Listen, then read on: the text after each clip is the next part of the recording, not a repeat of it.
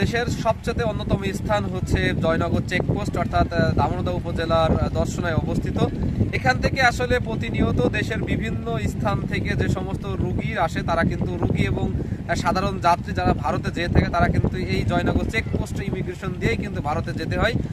তো আসলে গত 5 তারিখের অর্থাৎ গণ অভ্যর্থনের আগে এখান থেকে কিন্তু সকাল থেকে সন্ধ্যা পর্যন্ত প্রচণ্ড পরিমাণে যাত্রীদের ভিড় ছিল। তবে এই 5 তারিখের পর থেকে কিন্তু একেবারে যাত্রী শূন্য বললেই চলে, কারণ সে সময় কিন্তু প্রতিনিয়ত আমরা যেখানে কর্তৃপক্ষ আছে, কর্তৃপক্ষের সাথে কথা বলে তারা কিন্তু জানিয়েছে যে 5 তারিখের আগে প্রতিদিন 1500 থেকে 2000 কিন্তু যাত্রী যাতায়াত করতো। সেখানে এখন 5 তারিখের পর থেকে 50 থেকে 60 জন যাতায়াত করে প্রতিদিন।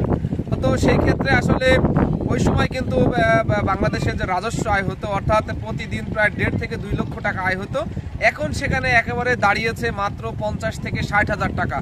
অর্থাৎ এইখানে কিন্তু প্রচণ্ড পরিমাণে লোকসান গুনছে এই জয়নগর চেকপোস্ট থেকে, ইমিগ্রেশন থেকে।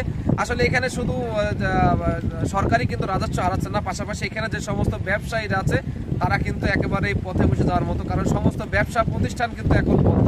কারণ এখান থেকে শুধুমাত্র যাত্রী বা যাচ্ছে শুধুমাত্র চিকিৎসার জন্য যারা ভিসা পাচ্ছে, মেডিকেল ভিসা, তারাই কি বলা হচ্ছে বাংলাদেশ থেকে ভারতে প্রবেশ করতে পারছে। তাছাড়া ভারতের যে সমস্ত নাগরিকরা বাংলাদেশে যেভাবে আসতো, তারা কিন্তু সেভাবেই স্বাভাবিকভাবে আসছে। অর্থাৎ 5 তারিখের আগেও যেভাবে তারা এসেছে, এখনও কিন্তু সেভাবেই আসছে। কিন্তু ভারতে বাংলাদেশের যে ভিসাটা বিধিনিষেধ করেছে ভিসা সম্বন্ধে, সেজন্য কিন্তু বাংলাদেশ থেকে ভারতে কিন্তু সাধারণ মানুষ যেতে পারছে না।